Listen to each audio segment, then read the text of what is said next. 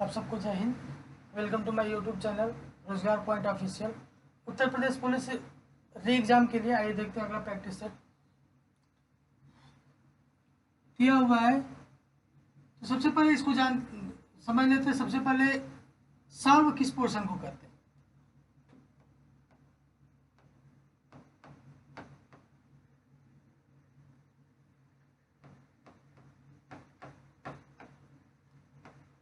T मतलब division, multiplication, addition, subtraction. मतलब भाग वाला का सॉल्व करेंगे, फिर मल्टीप्लाई वाला करेंगे, फिर जोड़ वाला, फिर घटाना। तो सबसे पहले क्या करेंगे, लास्ट वाले पोर्शन को लेके चलते हैं। यहाँ पे कितना हो गया 31 माइनस 26 में 2 से भाग देंगे, कितना आएगा 13 इंटू 4।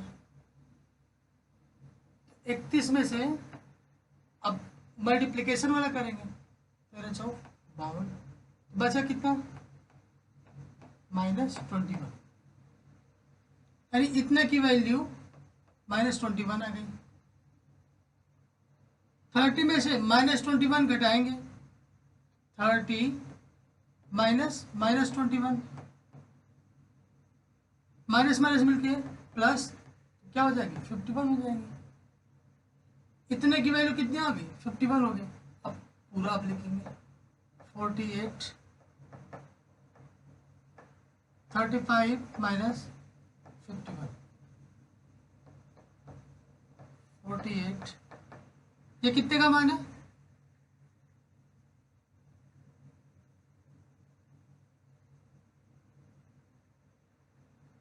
16 का मान है, -16, क्योंकि 35 में से 51 जाएगा, कितना आएगा -16 आएगा। 48 में -16 से भाग तो कितना आएगा -3। आंसर क्या होगा बी। अगला क्वेश्चन, इस तरह के प्रश्न में हम क्या करेंगे, देखेंगे दशमलव के बाद किस संख्या में सबसे ज्यादा अंक है। इसमें देखिए 4 अंक है, इसमें 3 अंक है, इसमें 2 1, इसके बाद एक भी नहीं।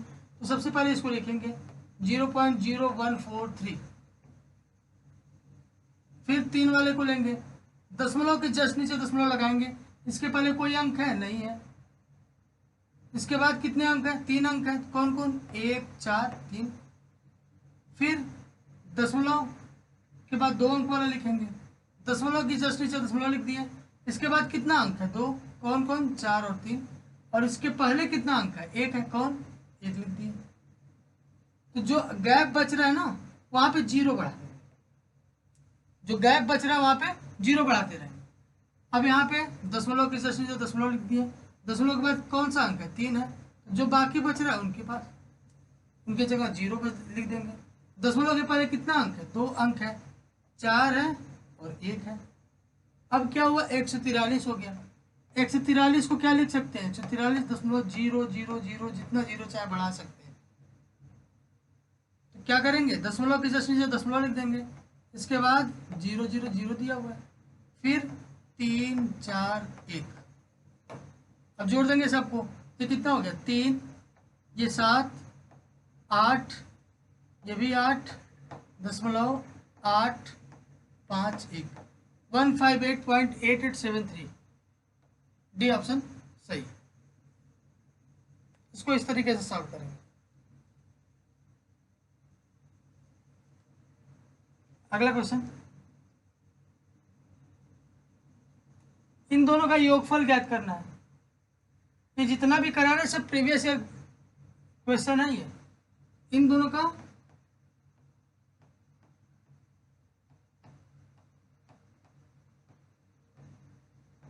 एलसीएम ले लेंगे, कितना होगा 48। अब 16 से इसमें भाग देंगे, कितनी बार में जाएगा 3 बार में, 3 का इसमें मल्टीप्लाई कर देंगे, 7 या 21। फिर 48 से इसमें भाग देंगे, कितनी बार में जाएगा 1 बार में, 1 का 7 में मल्टीप्लाई करेंगे 7 होगा। 28/48, 4 7 जा 4 8 जा 12, यानी 7/12 इसका आंसर होगा सी ऑप्शन। अगला क्वेश्चन देखते हैं।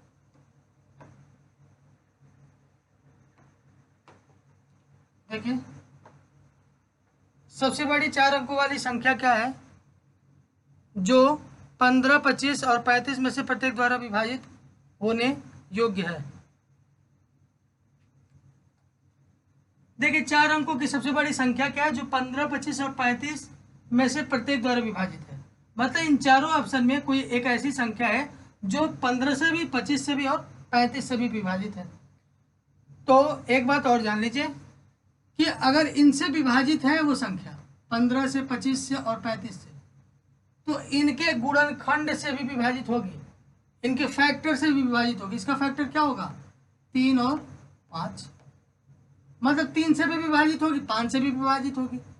25 का फैक्टर क्या होगा, 5 और 5 होगा। इसका 5 और 7। मतलब वो संख्या इन सब फैक्टर से भी क्या होगी, डिवाइड होनी चाहिए। ये 100% है, क्योंकि अगर कोई संख्या इनसे विभाजित हो रही है तो वो संख्या इनके गुणनखंड से भी क्या होगी, विभाजित होगी। 3 से कैसे विभाजित होगी संख्या, 3 से विभाजित वही संख्या होगी जिनके अंकों का योग 3 से कट जाए। तो 9 9 18 7 25 5 30। ये 9 9 18 18 7 25, 9 8 17 7 24 5 29, 9 8 17 2 19 19 5 24। देखिए ये 9 9 18 7 25 5 30 और 9 8 17 2 19 5 24। क्या ये 3 से कट जाएगा, नहीं, 25 3 से नहीं कटेगा, 29 3 से नहीं कटेगा, बचा क्या 30 और 24। अब देखिए हमको ये भी तो ज्ञात करना है कि वो संख्या 5 से भी कटे और 7 से भी कटे। 7 से कौन सी संख्या कटेगी इसमें, ये देखिए ये कितनी बार में कटेगा, 14, ये 25, ये नहीं कट पाएगा, 7 से नहीं कटेगा।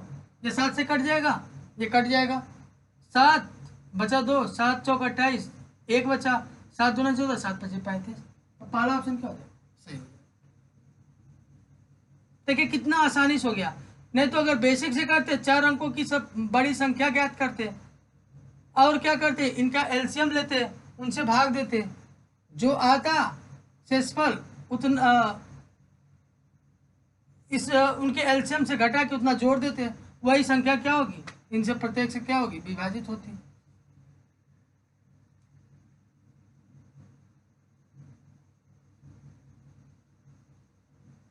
इस तरह से इस क्वेश्चन को सॉल्व करेंगे, आसानी से हो जाएगा।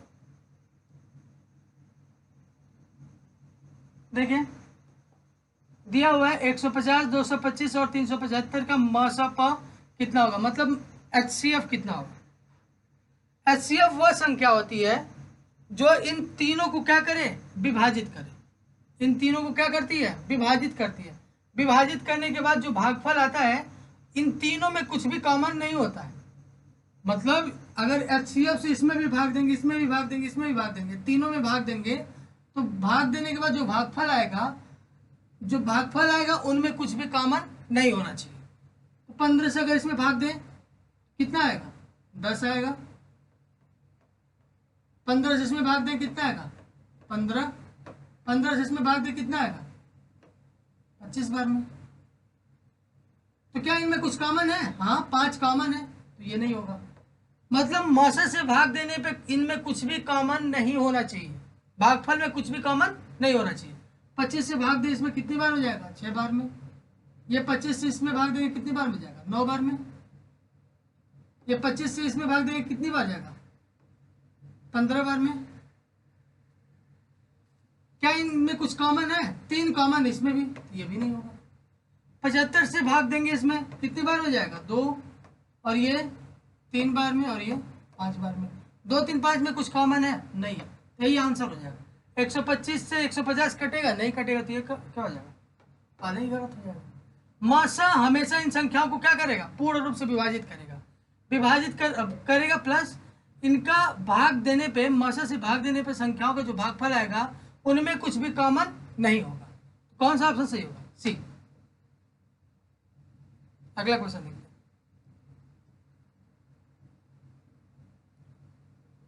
नीचे दी गई संख्याओं में से कौन सी संख्या 24 से पूरी तरह विभाजित होगी। देखिए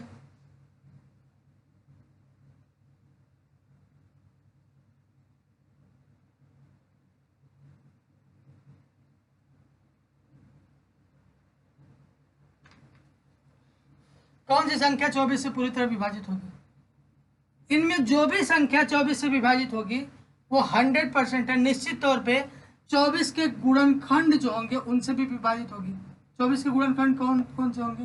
3 होंगे, 4 होंगे, 6 होंगे, 8 होंगे। इन सब से भी क्या होगी? वो संख्या विभाजित होगी। तो 3 से कोई संख्या विभाजित होगी, कब विभाजित होगी? जब उनके अंकों का योग भी किससे विभाजित हो? 3 से विभाजित हो। अंक 4 1 5 7 12 4 16 4 20। क्या 20 3 से विभाजित होगा? नहीं, पहला ऑप्शन गलत। 2 8 10 18 5 23 6 29। क्या 29 3 से विभाजित होगा? नहीं, ये ऑप्शन भी नहीं होगा। 4 3 7 9 16 7 23 6 29। क्या ये 3 से विभाजित होगा? नहीं। 7 5 12 5 17 2 19 8 27। क्या 27 3 से विभाजित हो रहा है? ये डी ऑप्शन क्या हो जाएगा? सही हो जाएगा। कुछ नहीं करना है, नहीं तो आप बेसिक से जाएंगे बहुत लेंदी प्रोसेस हो जाएगा, नहीं कर पाएंगे। अगला क्वेश्चन, यदि संख्या 164 को 32 9 के रेशियो में विभाजित किया जाता है तो छोटे भाग का मान कितना होगा? तो छोटे भाग का मान कितना होगा? देखिए, इसी संख्या को इस अनुपात में क्या किया गया है? बांटा गया है। तो 164 का मान इन दोनों के जोड़ के बराबर होगा, क्योंकि 164 को इन्हीं के अनुपात में बांटा गया। इन दोनों का योग कितना होगा? 41। तो क्या पूछ रहा है? छोटे भाग का मान। छोटा भाग कौन है? 9। 41 है, कितने बार में जाएगा? 4 बार में। 4 9 36। बी ऑप्शन सही है।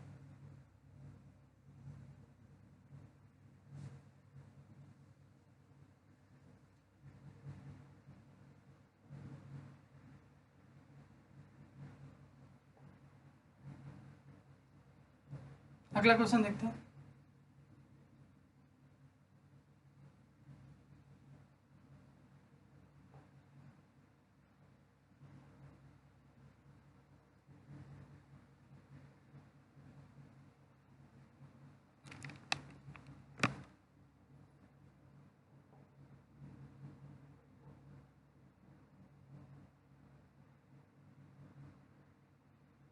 देखिए, किसी प्रवेश परीक्षा में अर्हता प्राप्त करने के लिए अधिकतम 600 में से 522 अंकों की आवश्यकता होती है। प्रतिशत में कट ऑफ क्या होगा? यानी कि 522 600 का कितना परसेंट है? तो जितना पूर्णांक होता है उसको नीचे लिखते हैं। कितना पाया? 522 पाया। इसका प्रतिशत ज्ञात करना तो 100 से क्या करेंगे? मल्टीप्लाई करेंगे। 2 0 से 2 0 कैंसिल, इससे भाग देंगे। 6 बटे 48, 4 बचा 6 से 43, 87%। ये ऑप्शन सही है। अगला क्वेश्चन देखते हैं।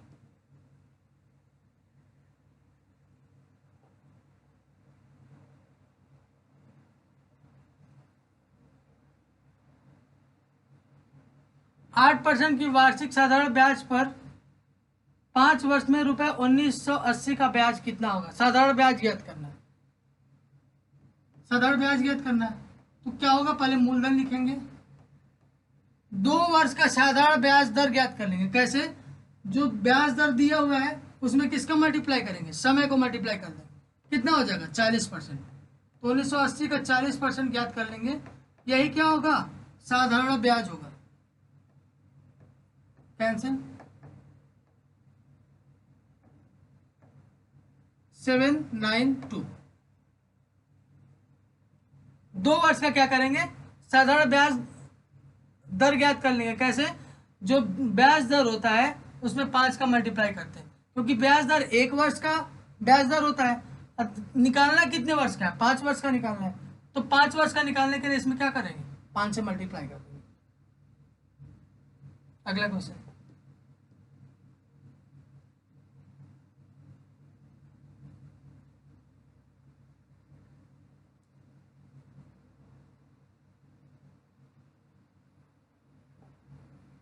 देखिए, 15% के लाभ और 9% की हानि के बीच का अंतर कितना है? 768 है। यहाँ जिसकी बात की जा रही है उस वस्तु का लागत मूल्य कितना होगा? लागत मूल्य कितना लगा है।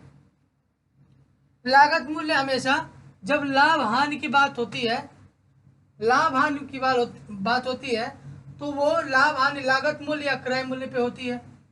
लाभ या हानि लागत मूल्य या क्रय मूल्य पे होती है, उसको हमेशा 100% मानते हैं। लागत मूल्य या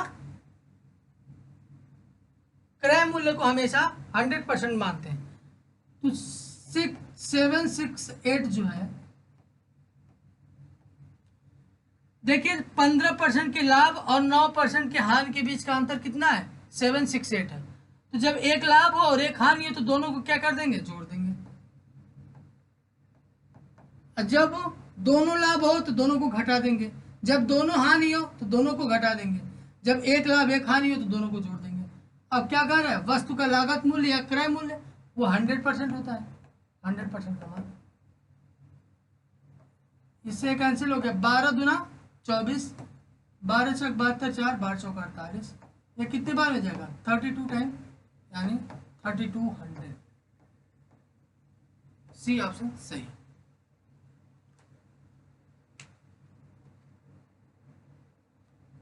अगला क्वेश्चन देखते हैं।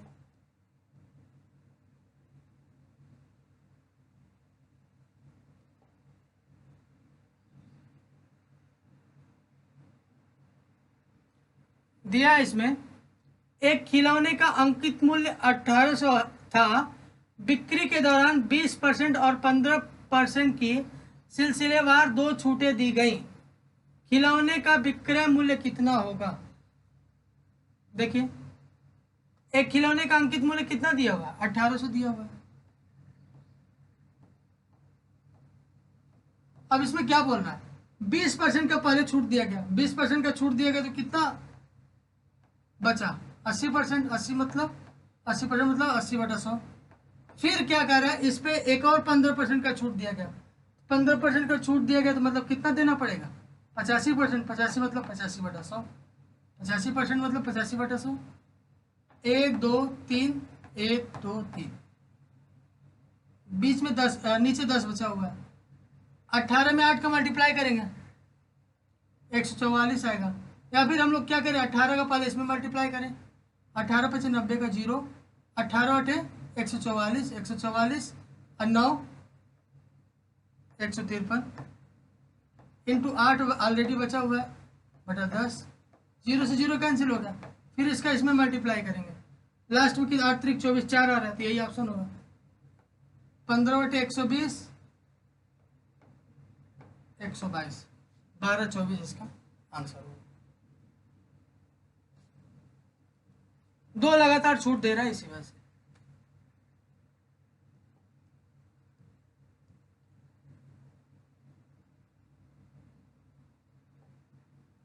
तोरसा ने ₹2250 के साथ एक कारोबार शुरू किया, जबकि कुछ महीनों के बाद त्रिशा ने 2880 का निवेश कर दिया। यदि 12 माह के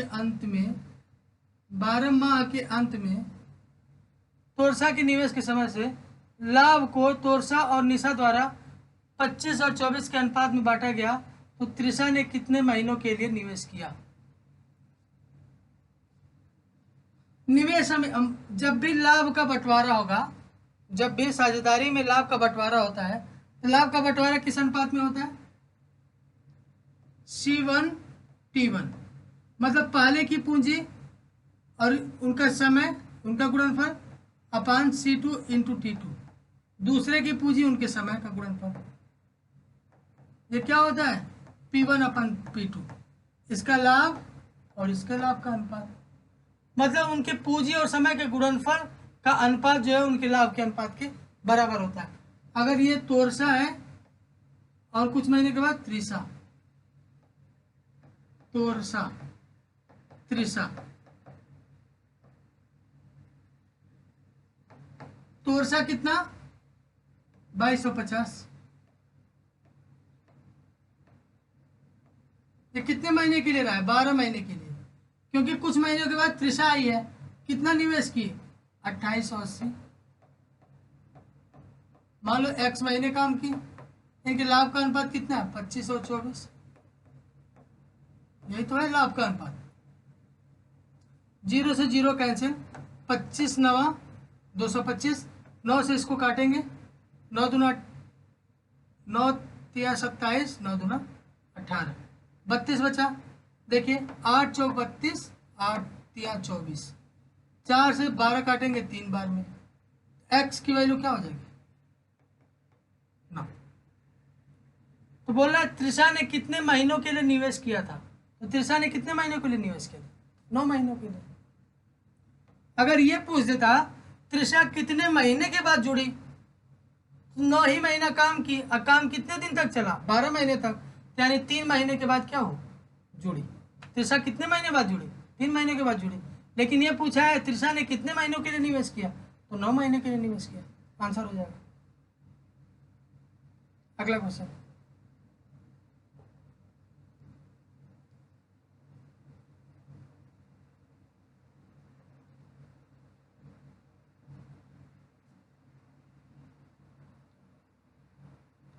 दिया है एक सुबह वैदेही अपने घर से कार्यालय ऑफिस साइकिल पर 15 किलोमीटर प्रति घंटे की गति से गए, लेकिन वह अधिक यातायात के कारण वापसी में उसकी गति 10 किलोमीटर प्रति घंटा रही। तो दो तरफा यात्रा के लिए औसत गति का फार्मूला होगा 2xy अपान x प्लस वाई। 2x की वैल्यू 15, y की वैल्यू 10 अपान x प्लस वाई, 15 और 10 25, 5 25 25, 5 3 15, 5 दूना 10, 2 दूना 4 3 12 किलोमीटर प्रति घंटा। D option.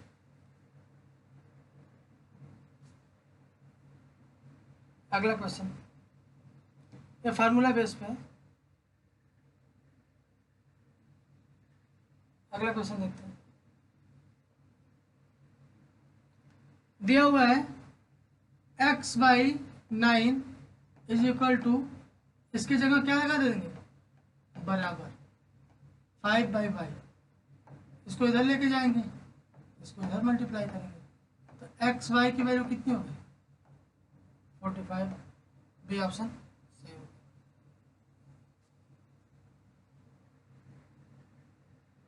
अगला क्वेश्चन,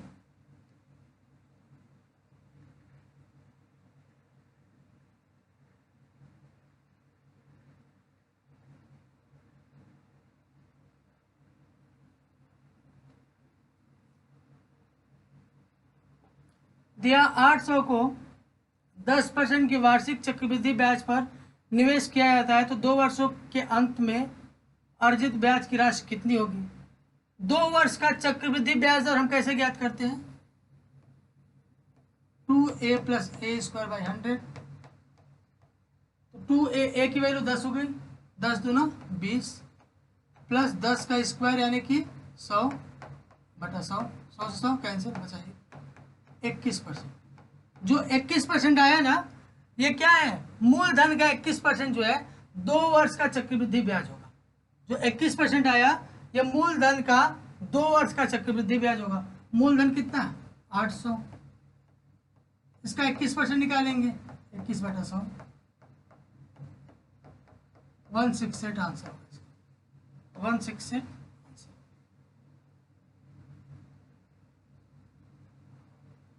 2 वर्ष का चक्रवृद्धि ब्याज दर ज्ञात करना है।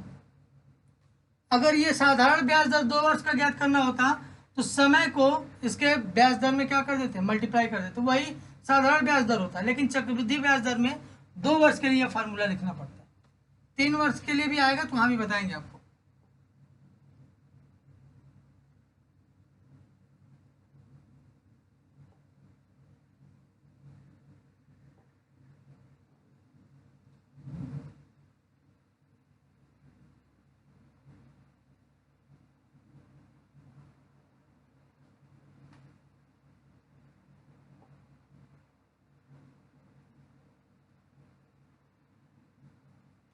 दिया है 9 पाइप एक टैंक से जुड़े हुए हैं,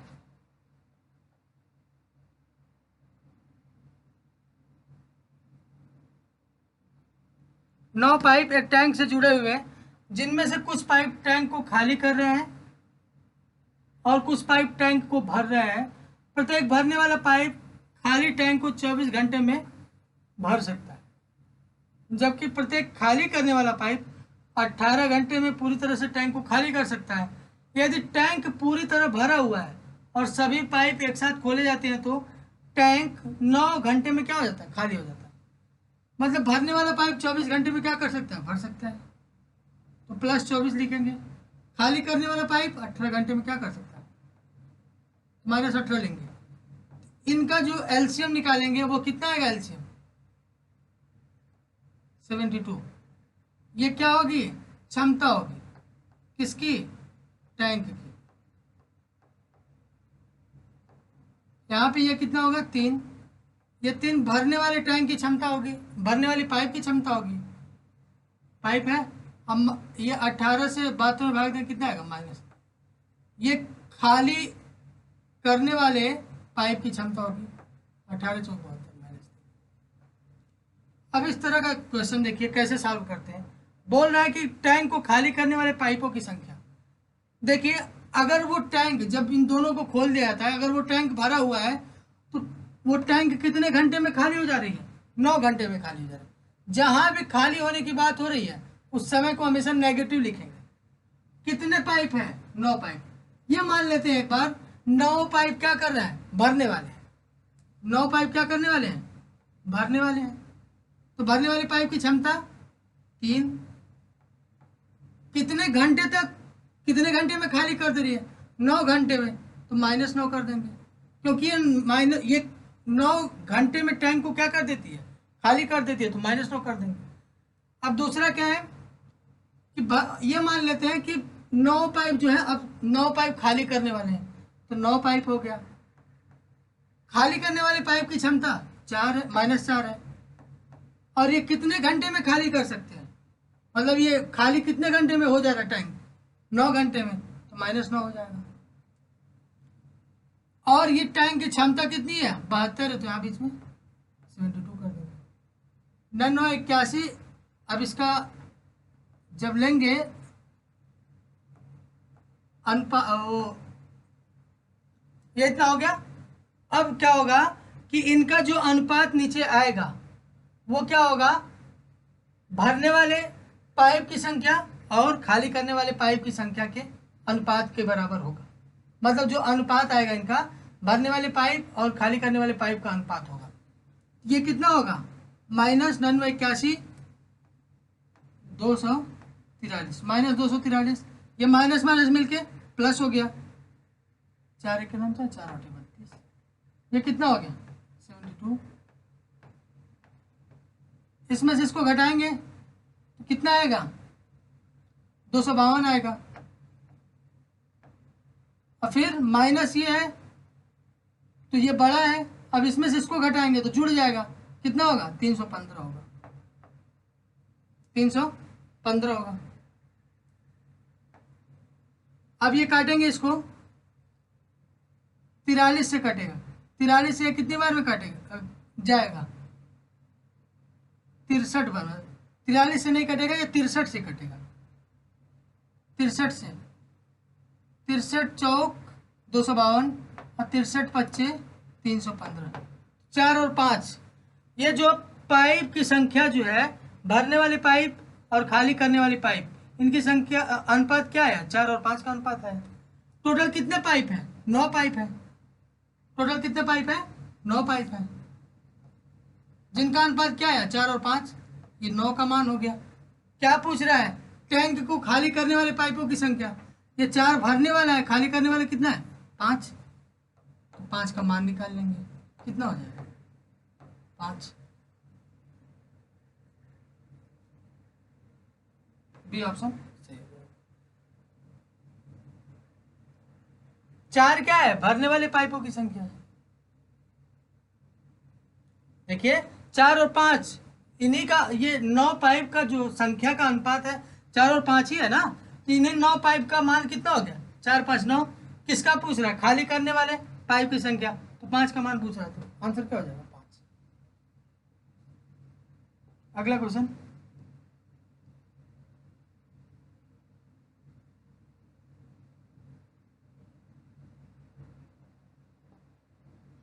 दिया है सार्थक 14 दिनों में रेत के गड्ढे को भर सकता है, जबकि विवान को इसे भरने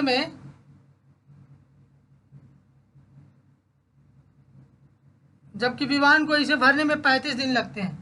अली 12 दिनों में भरे हुए रेत के गड्ढे को पूरी तरह खाली कर सकता है। 14 दिनों में यह क्या कर सकता है? भर सकता है। कौन? सार्थक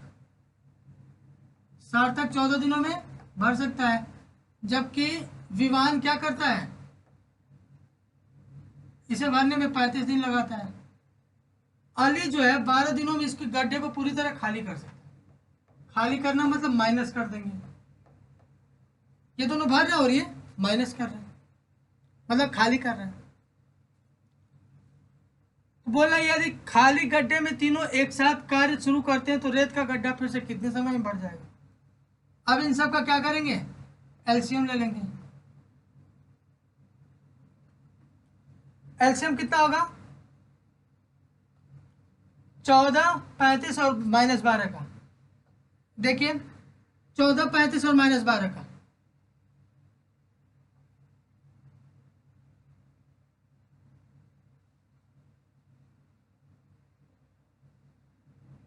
420 होगा।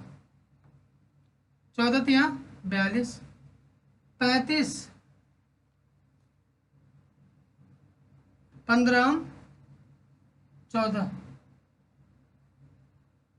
12 55 12 36, ये 12 बार में जाएगा और ये कितनी बार में जाएगा? 12 तिया 36, 12 25 60, 35 बार में जाएगा। ये क्या है?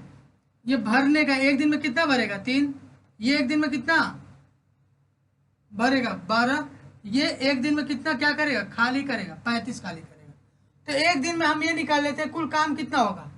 30 इधर भरेगा, 12 इधर भरेगा, 30 12 42, 35 उसमें से क्या हो जा रहा है? खाली हो जा रहा है। उसमें से 35 घटा देंगे, क्या बचा? 7। मतलब डेली डेली ये क्या हो रहा है? भर रहा है। 7 एक दिन में काम हो रहा है। टोटल काम कितना हो रहा है एक दिन में? 7। तो बोल रहा है कि तीनों एक साथ कार्य शुरू करते तो गड्ढा फिर से कितने दिनों में भर जाएगा? टोटल कितना है? 42 है, मतलब 420 है। इन लोग की क्षमता तीनों की कितनी है? 7 है। तो कितने दिन में भर जाएगा? 60 दिन में। आंसर ए, 60 दिन में गड्ढा क्या हो जाएगा। अगला क्वेश्चन देखते हैं। एक ट्रेन जिसकी गति 67.5 किलोमीटर प्रति घंटा है 9 सेकंड में एक खंबे को पार कर लेती है और 29 सेकंड में एक प्लेटफॉर्म को पार कर लेती है। प्लेटफॉर्म की लंबाई। देखिए जब भी कोई ट्रेन किसी खंबे को, किसी पोल को पार करती है तो वो हमेशा से ही अपनी लंबाई जितनी दूरी तय करके, मतलब अपनी लंबाई को कितने समय में पार करती है? 9 सेकंड में। जब भी कोई ट्रेन किसी खंबे या पोल को पार करती है तो 9 सेकंड में पार कर रही है अगर, तो वो 9 सेकंड में वो अपनी लंबाई को ही पार कर रही है। 9 सेकंड में क्या कर रही है? अपनी लंबाई को पार कर रही है। और जब क्या और जब ये क्या करती है? प्लेटफॉर्म को पार करती है तो अपनी लंबाई और प्लेटफॉर्म, ट्रेन अपनी लंबाई और प्लेटफॉर्म दोनों को पार करती है। कितने सेकंड में? 29 सेकंड में। 9 सेकंड में क्या करती है? वो अपनी लंबाई को पार करती है और 29 सेकंड में क्या करती है? अपनी लंबाई और प्लेटफॉर्म को पार करती है। तो मतलब अगर 29 में से 9 घटा देंगे बचा क्या? 20 सेकंड। 20 सेकंड में वो किसको पार कर रही है? सिर्फ प्लेटफॉर्म को पार कर रही है, क्योंकि 9 सेकंड किसको पार करने में लग रहा है? अपनी लंबाई को पार करने में लग रहा है। तो 20 सेकंड में वो किसको पार कर रही है? प्लेटफॉर्म को पार कर रही है। तो दूरी किसका ज्ञात करना? प्लेटफॉर्म का। तो दूरी इज इक्वल टू चाल इंटू समय। चाल कितना है? 67.5। इसको मीटर प्रति सेकंड में चेंज कर लेंगे, 5/18। समय कितना है? 20 सेकंड, क्योंकि प्लेटफॉर्म को ही बस पार करने में कितना समय लग रहा है? 20 सेकंड। 9 सेकंड अपने आप को पार करने में लग रहा है, मतलब अपनी ट्रेन अपनी लंबाई को पार करने में लग रहा है। ये कितना हो गया? नीचे 10 होगा, 5 दूना 10, 10 बार में जाएगा। कितना हो गया? 67/50/18। 18 तिया 54, बचा कितना? 13। 18 सते 126, बचा कितना 9, 18 पचे 90, 375 मीटर। इस तरह के क्वेश्चन को समझ लीजिए। जब भी कोई ट्रेन किसी खंबे को या पोल को पार करती है तो वो किस दूरी को पार करती है, वो अपनी लंबाई के बराबर ही दूरी को तो पार करेगी। जैसे ये ट्रेन है,